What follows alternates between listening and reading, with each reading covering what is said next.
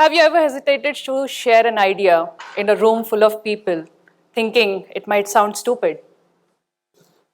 Yes. Have you ever noticed a mistake but still chose to be silent because you would be the one who would be questioned first? Yeah. Have you ever avoided asking for help intentionally, fearing you might be termed as incompetent? Yes. Look around the room. Almost each one of us here has experienced these moments of hesitation and fear. Now imagine a workplace where these fears and hesitation do not exist. Imagine a workplace where you could share an idea, admit a mistake, and ask for help without second guessing yourself. That, in essence, is building true inclusive cultures in organizations. In a recent study by McKinsey, in their report which says diversity wins, there were 1,000 companies studied across 15 countries. And the reports were startlingly reporting stats on how inclusion matters. Diversity, which is representation of people, the sentiment was 52% positive and 31% negative. However, when we talked about inclusion, the sentiment was 29% positive and 61% negative. What do you see? A gap, right? So where does this gap come from? It's the difference between what we call intention and what we see as an impact. So this is where, friends, I call this tokenism needing to evolve into transformation. Tokenism is about checking boxes. Transformation is about changing the game. Undoubtedly, tokenism has gotten us so far. How do we see tokenism today? It's organizations hiring few women, people from underrepresented communities, and showcasing them prominently, while the system and the culture still remains unchanged. It's companies promoting the diverse hires, whereas they fail to create an environment where these people can thrive. Transformation, on the other hand, is the antidote to tokenism. Transformation is about creating systemic change. Transformation is about challenging those biases, rethinking policies, talking about challenging the status quo, and creating everything right from scratch. That is transformation. I call it in a very favorite quote of mine. Let me see if the clicker works. We all heard this quote, right? Diversity is being invited to the party. Yes? Right? We also know what follows next. Inclusion is being asked to dance. You're invited on the dance floor to dance along with everyone.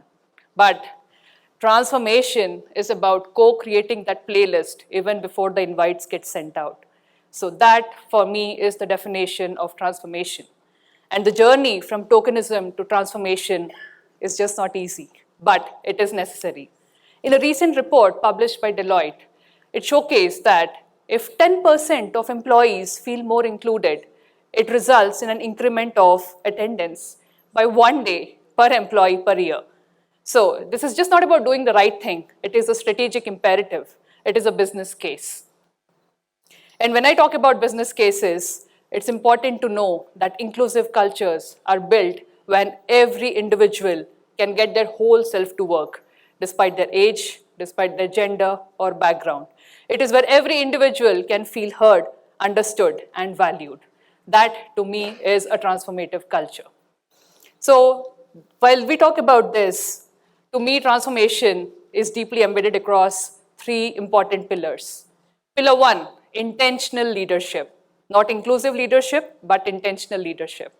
When you talk about intentional leadership, let me quote a bit. I think what my intro didn't mention is my experience as an HR business partner with large global organizations in the last 12 years. As I worked with all the people, I had the amazing privilege of working with people from diverse cultures, diverse backgrounds, and across different leadership experiences. And when I talk about intentional leadership, one such leader comes to my mind. The reason he still is stuck in my head is because of certain decisions that he took that showcased and made him different from the others. So what did he do? One, he ensured that work allocation was spread across every site.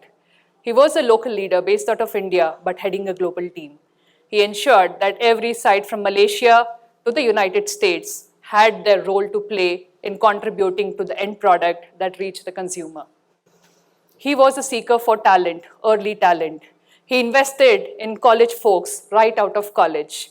They failed, they made mistakes, but he was eager to give them chances. Eventually, they progressed and they succeeded. He was an ally, continues to be one as well. He looked for women representation in technical forums and key decision making and ensured this translated into action. So, how did this all impact business? It led to higher satisfaction scores in engagement surveys year on year. Higher satisfaction, higher retention of people, no attrition, more innovation, amazing products chalked out of the door, leading to higher business revenues. So what he did essentially was create an environment where everyone could thrive. It is not about perfection. You don't need to have a perfect environment to be transformative. It just needs to be a place where everyone feels safe. They feel that they can take risk, they can learn, and then they grow. So as HR professionals, we are often considered as confidants. People reach out to us with concerns, and more often than not, the conversations come with a disclaimer. Hey, Amulya, take this to your grave. Don't quote me outside, right? That's how the life of an HR professional is.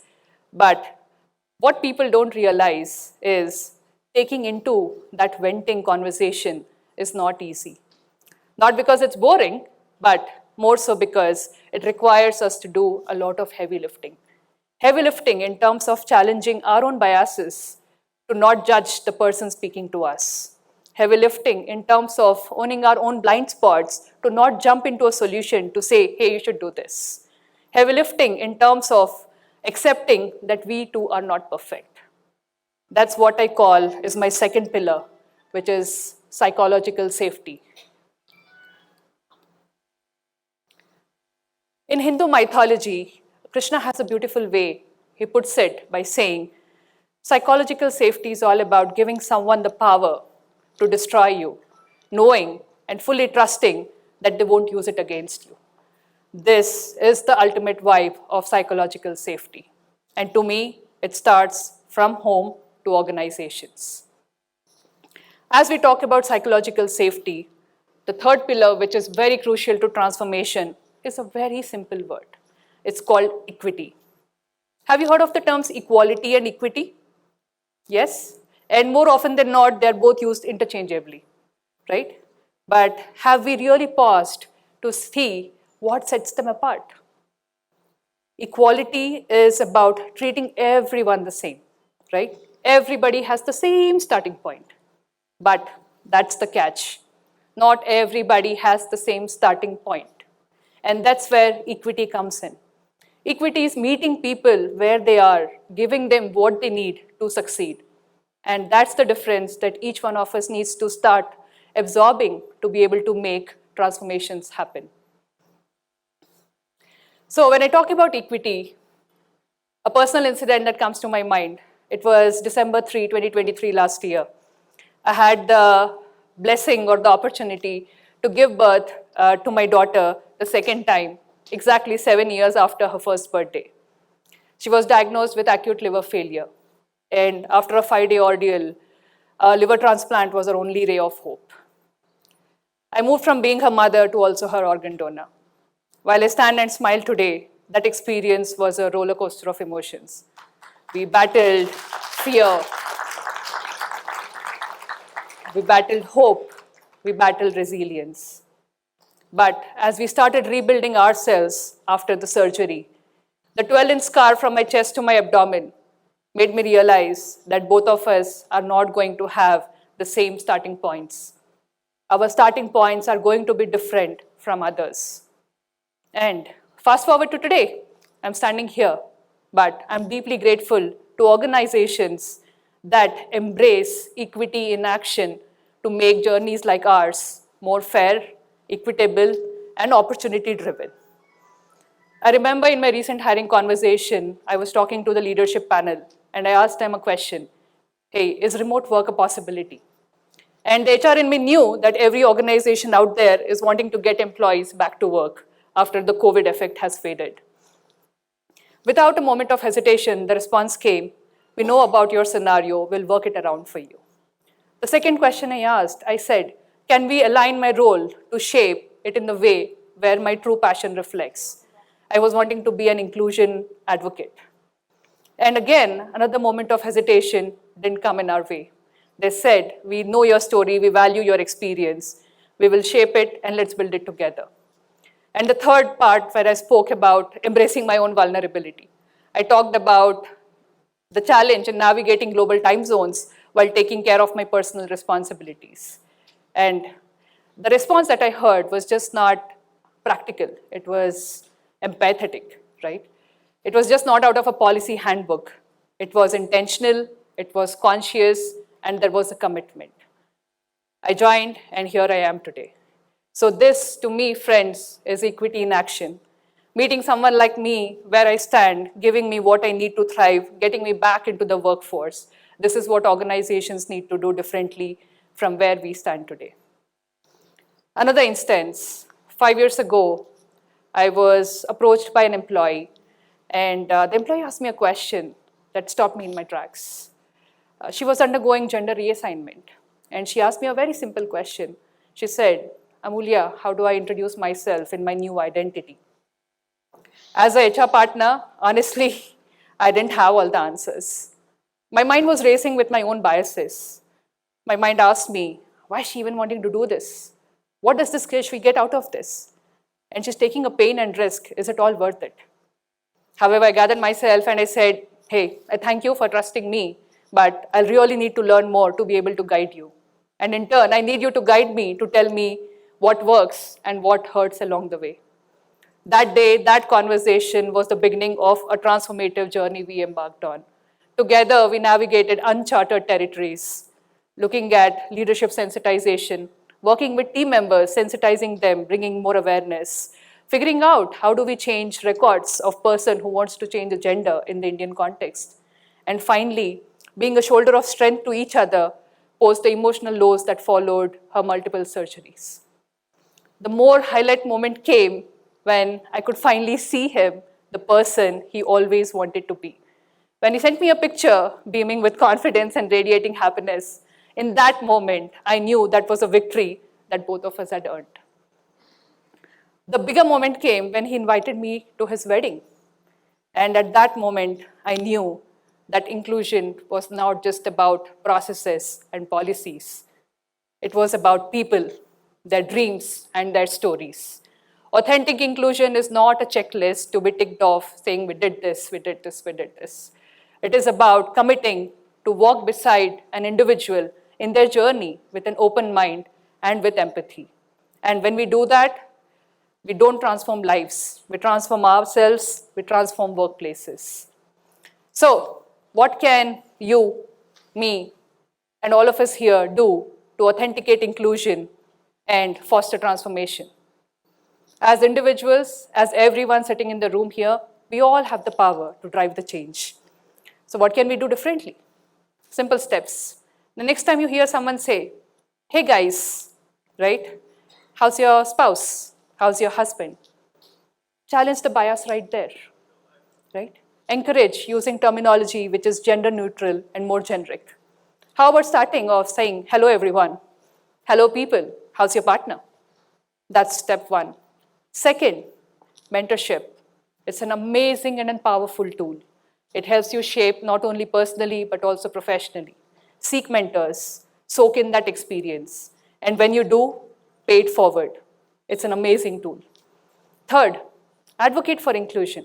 When I say advocate for inclusion, I don't intend to say, go participate in gatherings, raise slogans, get aggressive. Advocacy starts with tiny, small, consistent actions. Next time you are in a room where you felt a voice went less heard, pick on that voice. Say, hey, I heard she made a great point.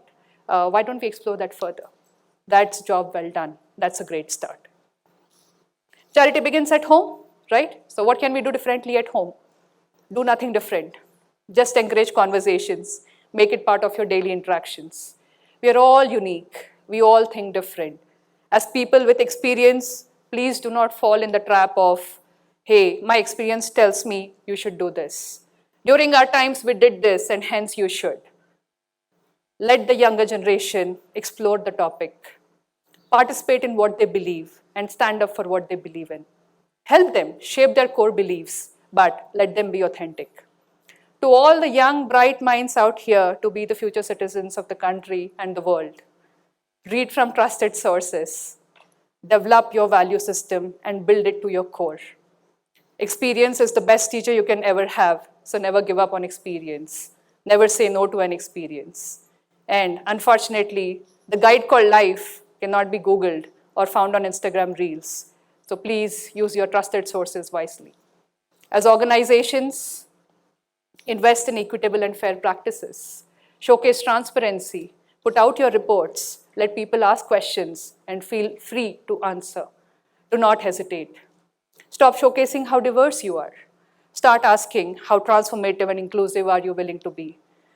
The future of the work depends on our ability to make that shift right now. And now for a moment, if I may, just close your eyes.